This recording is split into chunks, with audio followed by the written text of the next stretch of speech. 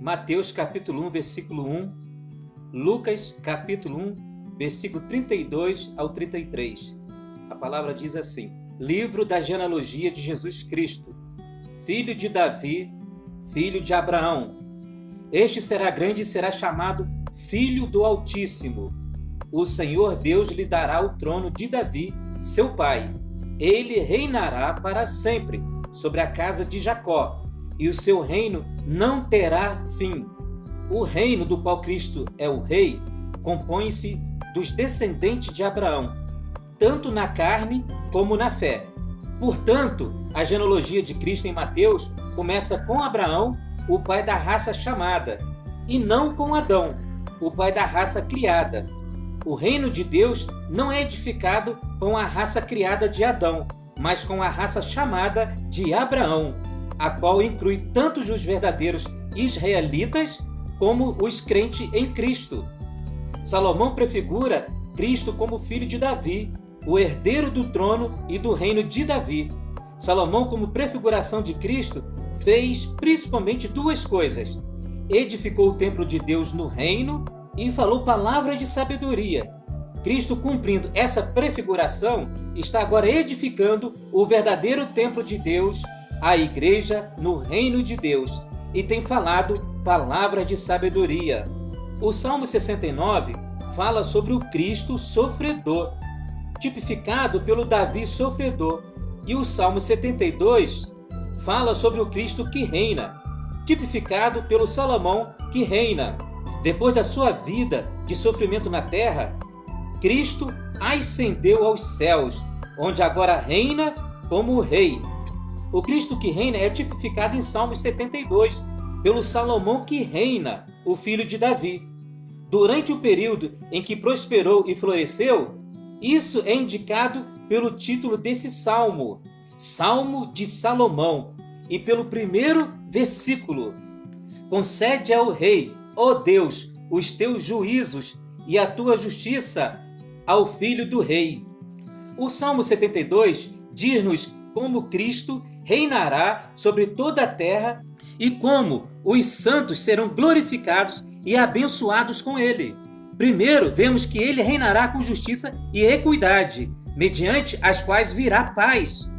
Quando Cristo regressar, ele será o rei, que reina sobre toda a terra com justiça e equidade. Por isso, a terra estará cheia de paz. Hoje, as pessoas falam muito acerca da paz, mas não haverá paz até que Cristo volte. Sob o seu governo, a paz verdadeira começará a reinar. Segundo, esse salmo apresenta Cristo no seu reino como chuva que rega a terra. Por isso, os santos florescerão, seja ele como chuva que desce sobre a campina ceifada, como aguaceiros que regam a terra. E haja abundância de paz, até que cesse de haver lua. Domine ele de mar a mar, e desde o rio até aos confins da terra. Curve-se diante dele os habitantes do deserto, e os seus inimigos lambam o pó, e todos os reis se prostrem perante ele. Todas as nações o sirvam. Mesmo quando Cristo regressar para julgar, ele será como a chuva sobre a campina ceifada, como aguaceiros que regam a terra.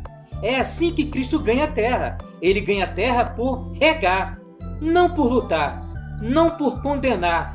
Louvado seja o Senhor! O Salmo 72 nos dá uma figura gloriosa do que acontecerá. Bendito seja o Senhor Deus, o Deus de Israel, que só Ele opera prodígios. Bendito para sempre o seu glorioso nome, e da sua glória se enche toda a terra. Amém e amém. O ser humano foi criado à imagem e semelhança de Deus, para ser vaso de Deus. Só Deus pode preencher esse vaso plenamente. Uma das coisas que o ser humano hoje, nos dias atuais, mais desejam e estão buscando é paz. Mas para haver uma verdadeira paz, tem que haver um governo justo, de equidade. Se o governo tem falhas, ele é injusto, ele já gera insegurança, e a insegurança gera a falta de paz. Por isso, quando o Senhor regressar para governar sobre todas as nações, durante 1000 anos de reinado, haverá verdadeira paz, porque Jesus é o príncipe da paz e o seu reinado é justo. E na sua justiça, ele rega toda a terra e dá segurança.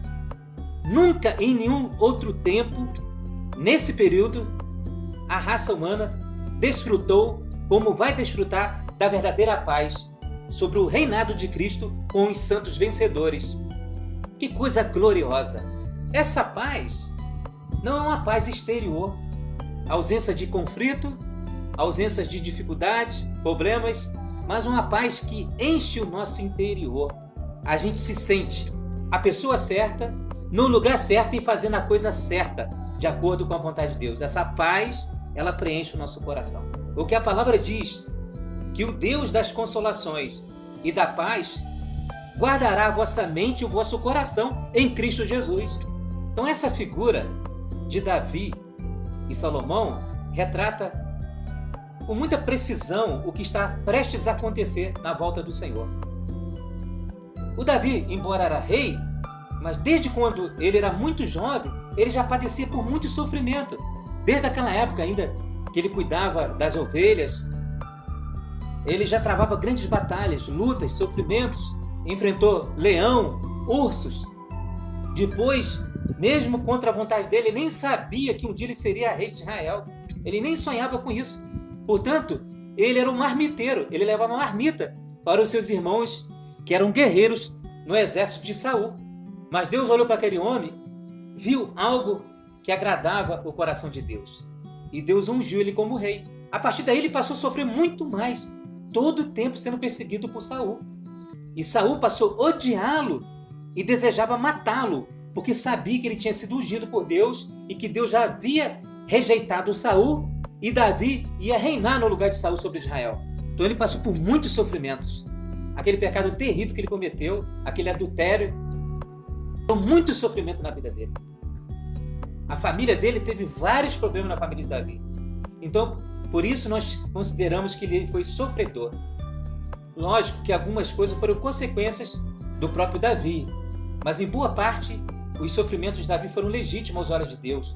Ele foi perseguido, ele não se levantou contra Saul. Deus deu várias oportunidades para Davi destruir Saul. E ele, respeitando o ungido, mesmo rejeitado por Deus, ele não levantou contra a autoridade de Deus. Então tudo isso aí foi aperfeiçoando Davi, foi moldando Davi para ele reinar sobre Israel, o povo de Deus, o povo chamado. Interessante que na genealogia de Cristo começa com Abraão, que é a raça chamada. Nós fazemos parte da geração segundo a fé em Cristo Jesus. Finalmente, em Salomão, Israel conseguiu descansar, ter paz e segurança sobre o reinado do rei Salomão. Essa parte mostra os 1000 anos de reinado com Cristo, os vencedores. Esse prêmio de reinar com Cristo 1000 anos, ele é fabuloso. É a coroa da glória. É o reino por vir. Por isso nós precisamos ser treinados pelo Senhor hoje, a deixar Ele nos tornar mais justos, retos aos olhos de Deus, nos aperfeiçoar para nos introduzir juntamente com Ele. Ali nós vamos ter o pleno gozo do Senhor. É isso que o Senhor Jesus fala nos Evangelhos. Foste fiel no pouco, te colocarei no muito. Entra no gozo do teu Senhor. Hoje, em parte, nós desfrutamos. Nós temos o antegozo do Senhor, que é o Espírito da realidade em nós, o Espírito da verdade. Mas ali nós vamos ter o pleno gozo, desfrutar a plenitude de todas as coisas em Cristo Jesus. Vamos deixar o Senhor nos equipar, nos treinar em sua vida, desde já, sendo obediente a Ele. Porque todo crente que for obediente hoje, ele vai participar do reino. Louvado seja o nome do Senhor. Eu paro por aqui. Que Deus abençoe a todos nós e nos faça entender essa palavra. O Espírito Santo revela essa palavra para nós, dá sabedoria, porque o nosso Rei glorioso, ele fala a palavra de sabedoria e esse é o Espírito da sabedoria em nós, é Cristo. Senhor Jesus, amém.